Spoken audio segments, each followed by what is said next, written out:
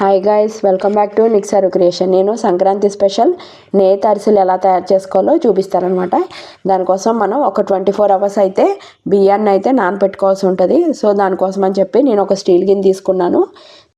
దీంట్లో నేను ఒక 1/2 కిలో బెల్లానికి అయితే ఈ మెజర్మెంట్ చెప్తున్నాను అనమాట. 2 గ్లాసులు బియ్యాన్ని 24 hours అయితే నానబెట్టుకోవాలి. కడిగేసి నానబెట్టేసుకుందాము. చూడండి, నానిన తర్వాత 24 hours తర్వాత బియ్యం ఈ విధంగా నానిపోయాయి. ఇప్పుడు మనం ఒక స్ట్రైనర్లో వేసుకొని ఈ వాటర్ అంతా పోయే వరకు మనం స్ట్రైనర్లో వేసుకుని ఉంచుకోవాలి. మొత్తం కూడా డ్రై అయిపోనమాట, తడి అన్నది ఉండకూడదు. నేను తక్కువ క్వాంటిటీ కాబట్టి ఇంట్లో మిక్సీతోనే చేసేస్తున్నాను. మీరు ఎక్కువ క్వాంటిటీ అయితే బయట గిన్నెతో చేయించుకోవచ్చు. 1/2 కిలో ఇదిగోండి, చూడండి, ఇది పాలకోల బెల్లం అనమాట. 1/2 కిలో కుంది ఇది. మనం బయట మార్కెట్లో కొంచెం బెల్లము ఉప్పుగా ఉంటాయి, కానీ పాలకోల బెల్లం అని చెప్పి చిన్న కుందులు, లేకపోతే ఇలాంటి కుందుల్లో ఇలా కొంచెం ఎల్లో కలర్లో ఉంటుంది. ఈ బెల్లం అయితే కనుక ఉప్పు అనేది ఉండదు. చాలా టేస్ట్ అయితే చాలా బాగుంటాయి అనమాట. అరిసెలకు కానీ కొబ్బరి బూరెలకు కానీ నేను ఈ బెల్లాన్నే ఎక్కువ రెగ్యులర్గా వాడతాను. ఆ బెల్లం తీసుకున్నాను. మొత్తం కూడా ఇలా చిన్న చిన్నగా ముక్కలుగా కొట్టుకున్న తర్వాత ఒక గ్లాసు వాటర్ అయితే పోసుకుంటున్నాను అనమాట. ఇప్పుడు దీన్ని కొంచెంసేపు నాననిద్దాము. అంటే నానపెడితే ఏమవుతుందంటే బెల్లం మొత్తం కరుగుతుంది. చూడండి, ఇప్పుడు స్ట్రైనర్లో వేసుకున్న బియ్యం అంతా కూడా ఇలా క్లాత్ మీద, కాటన్ క్లాత్ మీద వేసుకొని ఆరబెట్టుకోవాలి. తడి అనేది లేకోకుండా తడి మొత్తం ఇంకే వరకు ఈ బియ్యాన్ని మనం ఆరబెట్టుకుందాము.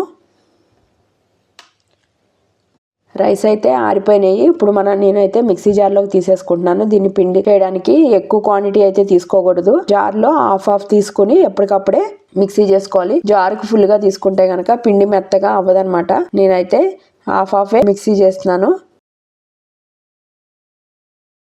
బెల్లము చాలా వరకు అయితే కరిగిపోయింది. ఇప్పుడు మనం జల్లెడ తీసుకుని పిండిని అయితే జల్లెడ పట్టేసుకుందాము.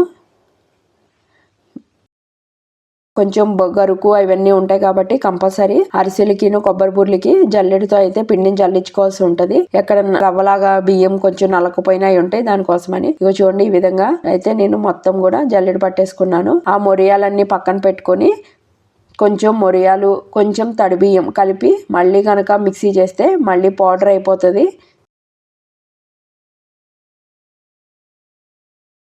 సగం అవి సగం ఇవి వేసుకుని మళ్ళీ మిక్సీ చేసుకుంటే మళ్ళీ పిండి తయారు చేసేసుకుందాము.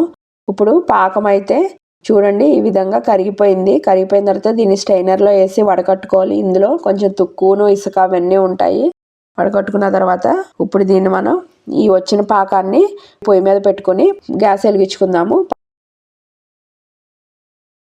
మనం వాటర్లో వేస్తే కనుక ఇలా ఉండలాగా అవ్వాలన్నమాట. అక్కడికి వచ్చే వరకు కూడా మనం బెల్లాన్ని కదుపుకుంటూ ఉండాలి.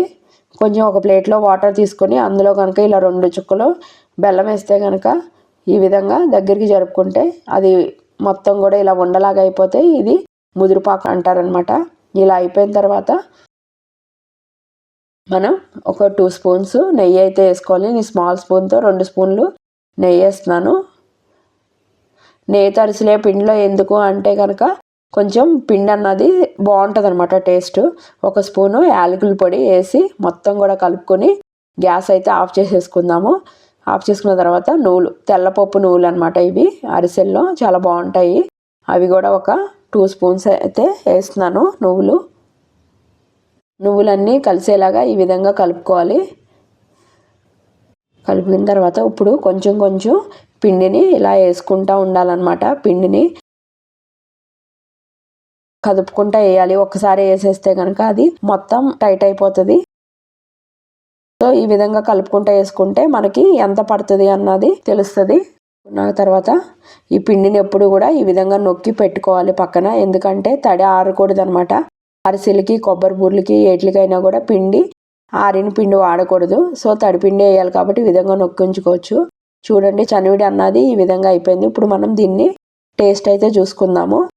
తీపి అయితే బాగుంది. సో అందుకోసమని ఇంకో గుప్పుడు బియ్యం పిండి వేసాను. ఇప్పుడు కళాయి పెట్టేసుకున్నాను. నేతి అరిసెలకి నెయ్యి అయితే వేసేసుకుంటున్నాను. నెయ్యి కాగే లోపల మనం అరిసెలను అయితే చేసుకున్నాం అనమాట. దానికోసం ఇలా ఒక చిన్న గిన్నెలో నూనె కానీ నెయ్యి కానీ వేసుకుని నేనైతే అరిటాకులు అవైలబుల్ ఉన్నాయి కాబట్టి నేను అరిటాకులు అయితే తీసుకున్నాను. లేదు ఇలా అరిటాకులు దొరకని పక్షంలో ప్లాస్టిక్ కవర్స్ మీద కూడా చేసుకోవచ్చు. ఇలా నూనె రాసుకొని పిండిని ఇలా చిన్న చిన్నగా ముద్దల్లాగా తీసుకోవాలి. తీసుకుని దీని మీద వేసుకుని బాగా పలుచగా కాకుండా కొంచెం మందంగానే మనకు కావాల్సిన సైజ్ లో నేనైతే చిన్న చిన్నగానే చేస్తున్నాను. ఈ విధంగా ఒత్తుకోవాలి. ముందు వాటర్ అయితే తీసేద్దాము వినాయకుడికి.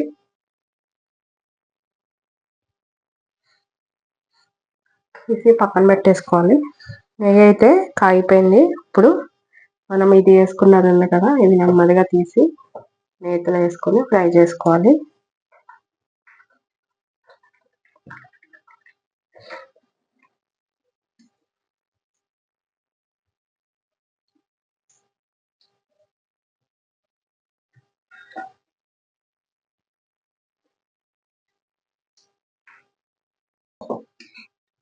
ఒక సైడ్ అయిపోయాక రెండో సైడ్ ఇలా టర్న్ చేసుకోవాలి. రిస్ అన్నది చూడండి ఇలా గోల్డెన్ బ్రౌన్ కలర్ వచ్చిన తర్వాత ఫ్రై అయిపోయినట్టే. సో దీన్ని తీసేసుకుని ఎక్స్ట్రా గీ కానీ ఉంటే అది మొత్తం దిగిపోతుంది కిందకి. ఈ విధంగా నొక్కుని ఒక్కొక్కటి పక్కన ప్లేట్లో అయితే పెట్టేసుకుందాము. ఎమ్మి నేతి అరిసెలు అయితే రెడీ అయిపోయినాయి. సో మీరు కూడా ఈ సంక్రాంతికి ట్రెడిషనల్ నేతి అరిసెలు తయారు చేసుకొని టేస్ట్ ఎలా ఉందో నాకు కామెంట్ రూపంలో చెప్పండి. మీరు కనుక ఫస్ట్ టైం నా ఛానల్ చూస్తున్నట్టయితే సబ్స్క్రైబ్ చేసుకోండి. ముందు మంచి మంచి వీడియోలు చూడడం కోసము, మంచి రెసిపీస్ చూడడం కోసం బెల్ బటన్ ప్రెస్ చేయడం అయితే మర్చిపోకండి. Thank you guys.